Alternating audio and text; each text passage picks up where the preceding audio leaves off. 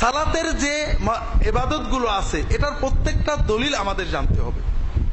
প্রথম পর্যায়ে আপনি যেটা করেন সেটার দলিল আমাকে জানতে হবে। দলিল জানবো দুটো কারণে। প্রথম কারণ, যখন আমি দলিল জেনে ইবাদত করব, ইবাদতটা মজাদার হবে। আমরা সবাই ওযু করি, যেদিন সকালে ওযুর ফজিলতের হাদিস পড়ে যাবেন, বান্দা যখন ওযু করে তখন গুনাহগুলো ধুয়ে যায়, ওযুর সময় ওটা মনে পড়বে, মনে হবে গুনাহ ধুয়ে যাচ্ছে, তাহলে ওযু মনোযোগে হবে। বান্দা যখন দলিল জেনে রাসূলুল্লাহ সাল্লাল্লাহু আলাইহি ওয়াসাল্লাম বলেছেন, রাসূলুল্লাহ সাল্লাল্লাহু আলাইহি ওয়াসাল্লাম এইভাবে, আমি রাসূলুল্লাহ সাল্লাল্লাহু আলাইহি ওয়াসাল্লামের সুন্নতের অনুকরণ করছি, এই চেতনায় যখন ইবাদত হয় তখন ওটা কামেল হয়, যেটাকে রাসূলুল্লাহ সাল্লাল্লাহু আলাইহি ওয়াসাল্লাম ইহসান বলেছেন। আল ইহসান আন তা'বুদাল্লাহা কাআন্নাকা তারা ফাইন লাম তাকুন তারাহু ফাইন্নাহু ইয়ারাক। কাজে যখন আমি দলিলটা জানবো, সুন্নতটা জানবো, আমি হাতগুলো আঙুলগুলো রুকুতে এমন করছি কেন? রাসূলুল্লাহ সাল্লাল্লাহু করেছেন। আইটা ধরছি কেন? রাসূলুল্লাহ সাল্লাল্লাহু করতেন। পিঠটা সোজা করছি কেন? রাসূলুল্লাহ সাল্লাল্লাহু করেছেন।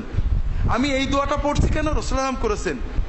প্রতিটি কাজের নস, সুন্নত, হাদিস, দলিল জানলে আমাদের ইবাদতটা আরো অনেক সুন্দর হবে, আল্লাহমুখিতা সুন্দর হবে ইনশাআল্লাহ। আল্লাহ কবুল করে সওয়াবও বাড়তে থাকবে। দ্বিতীয়ত, আপনার মুসল্লিরা যখন আপনাকে প্রশ্ন করবে, আপনাকে দলিলটা বল। আমাদের সমস্যা হয়েছে কি ভাই, আমরা দলিল জানি না, সেজন্য কি বলি, এই জাকির নায়েক নাকি বলেছে সূরা কি বলে জোরে আমিন বলা বুখারী শরীফে আছে। আমরা আছে, আমাদের হুজুর বলতে যাচ্ছিলেন, বলতে পারেননি, বুখারী শরীফে জোরে আমিন নেই, আছে অন্য কিতাবে আছে, সুনান কিতাবে আছে। আমরা তো জানি না বুখারীতে আছে না নেই, তাও তো জানি না। এই তো জাকির নায়েকের ওয়াশনিসি কেউ তো ইসলামের দুশমন, ইহুদি নাসারের দালাল। এখন বলে কিন্তু আমার লাভ হলো না।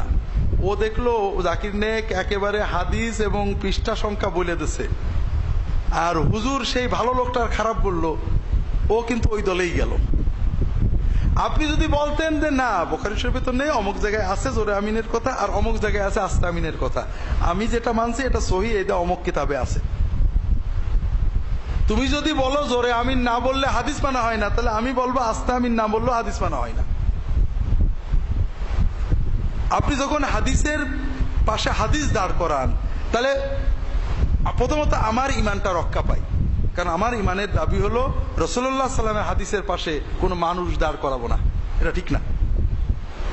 আমি শুধু বলতে পারি যে আমার ইমাম যেহেতু বলেছেন নিশ্চয় তার হাতে আমি খুঁজে দেখি, কিন্তু রাসূলুল্লাহ সাল্লাল্লাহু আলাইহি ওয়াসাল্লামের কথার পাশে মানুষের কথাকে দাঁড় করানো আমাদের ইমানের সাথে সাংঘর্ষিক।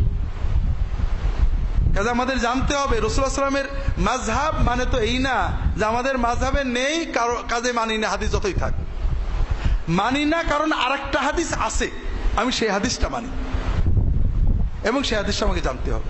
জানলে আমার ইমান বাড়বে, কথা বলার সময় আমার ইমান রক্ষা হবে, এবং আমার মুসল্লিদেরকে আমি ঝগড়া থেকে বাঁচাতে পারব। আপনি যে আমলটা করেন যেটা নিয়ে বিতর্ক, সেটার দু একটা নস আপনাদের দেব। বিতর্ক কয়টা জিনিস নিয়ে, বেশি তো না। একজন ওই সেদিন আমরা বলছিলাম, আমাদের ছেলেরা বলছে হানাফিদের নামাজ নাকি ইহুদি নামাজ। আমি তো জানি না ইহুদিদের নামাজ কি। এখন প্রথম বলো যে ভাই ইহুদিদের নামাজটা কি, কোন সহিহ হাদিসে আছে এর বর্ণনা, একটা সহিহ হাদিস থেকে ইহুদিদের নামাজের বর্ণনা দাও। দুই নম্বর কথা, আমি নিজেও অন্তর দিয়েই কারোর কেউ রফাদেন করবেন না এ ব্যাপারে খারাপ কথা বলবো, এটা বলতে, কারণ যে খারাপ কথা আমাকে বললে কষ্ট লাগে, নিশ্চয় আমার মুসলমান ভাইয়ের কষ্ট লাগবে।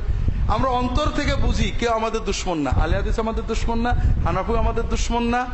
আমাদের দুশ্মন যারা ইসলামের বিরুদ্ধে কাজ করেন, তারা আমাদের দুশ্মন। ওই ভাইও দিন মানতে চাচ্ছেন, আমিও দিন মানতে চাচ্ছি, আমাদের ভিতরে দলিল বোঝার কিছু সমস্যা আছে, এটা আমি বুঝি, আমি দলিল ভিত্তিক কথা বলি। কাজেই দলিল ভিত্তিক কথা আপনি বলেন হানাফিদের নামাজ হচ্ছে না, ভালো কথা। হানাফিরা কি একদম চট্টগ্রামে প্রশ্ন করেছে যে আমাদের হানাফি ভাইদেরকে বুঝাবো নাকি যে তাদের নামাজ হচ্ছে না, তখন যে হচ্ছে না কোন কোন পয়েন্টে বলেন, আপনার পাবেন ভিডিও ক্লিপ আছে। আমরা কেবলামুখী হয়ে নামাজ পড়ি, তারা দক্ষিণমুখী হয়ে নাকি। আমরা আল্লাহু আকবার বলে বলি, তারা নারায়ে তাকবীর বলে নাকি। গোলমাল কোথায় আছে? অতি অল্প জায়গায়।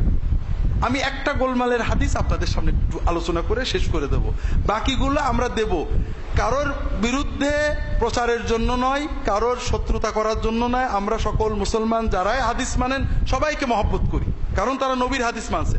শুধুমাত্র এক হাদিসের জন্য আর এক হাদিসকে রদ করা, এটাকে আমরা অপছন্দ করি, কারণ এতে নবীর হাদিস রদ করা হয়।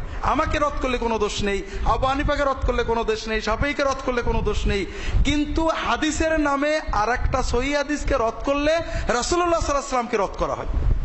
এই জন্য আমরা আপত্তি করি, আর কিছু না। তো এই জন্য আমরা হাদিসগুলো জানবো, বুঝবো। একটা বিষয় আপনাদের শুধু নমুনা হিসেবে বলি, যেটা সবচেয়ে বড় বিষয়। আমাদের যত গোলমাল, বেশি না, একটা তো হলো প্রথমে নামাজে কোনো গোলমাল নেই, শুরু হলো হাতটা কোথায় বাঁধবো, এটাও খুব সামান্য, সবাই স্বীকার করেন এটা একটা মুস্তাহাব কাজ। রফাদাইনটা যদিও কেউ কেউ বাড়াবাড়ি করেন, তো রফাদাইন সর্বোচ্চ মুস্তাহাব। একজন বলছেন রফাদাইন না করলে নামাজ হবে না, কারণ রফাদাইনের পক্ষে 400 হাদিস আছে। কথাটা এরকম না, অনেক হাদিস আছে সহিহ, সাহাবীরা করেছেন। তো বললাম যে এই 400 হাদিসের কোন হাদিসটাতে আসছে যে রফাদাইন না করলে নামাজ হবে না? একটা তো সহিহ হাদিস আপনি বলেন যে ওই হাদিসে আসে, কারণ হাদিসে আছে যেমন লা সালাতা ইল্লা বিফাতিহা না পড়লে নামাজ হবে না, টাকনুর নিচে কাপড় থাকলে নামাজ হবে না, রুকু সিজদা ঠিক না করলে নামাজ হবে না, আছে তো হাদিসে। তাহলে এরকম থাকা লাগবে তো। এই 400 হাদিসের ভিতরে কোন হাদিসে আছে যে রফাদাইন না করলে নামাজ হবে না?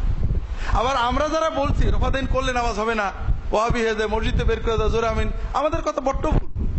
কোরআন হাদিসে হানাফি মাযহাবে কোথায় আছে জোরে আমিন না বললে গুনাহ হবে, মসজিদে বের করে দিতে হবে? নেই তো। কাজেই প্রান্তিকতা এক প্রান্তিকতা আর এক প্রান্তিকতার জন্ম দেয়, আমরা সবাই পরিহার করি। আমি যখন একটা বলছি, উদ্দেশ্য এই নয় কাউকে আক্রমণ করা, উদ্দেশ্য আমরা বিষয়টা বোঝা। যেটা বলছিলাম ভাইরা, সবচেয়ে বড় ঝগড়া সূরা ফাতিহা নিয়ে। এটা একটা সূরা ফাতিহা নিয়ে, এটা হলো ফরজ পর্যায়ের একটা ঝগড়া। রফাদাইন মুস্তাহাব, হাত কোথায় বানবো মুস্তাহাব, আমিন জোরে আসতে যাই বলি না বলি মোটে না বলি মুস্তাহাব, আমরা জানি। এই জন্য নামাজের ভিতরে যত ইখতিলাফ আছে সবগুলো মোটামুটি সব আলেম একমত মুস্তাহাব নিয়ে ঝগড়া। আর মুস্তাহাব নিয়ে ঝগড়া হলো হারাম। একটা মুস্তাহাবের জন্য আমরা একটা হারাম কাজ করি, এটা মোটামুটি সবাই একমত।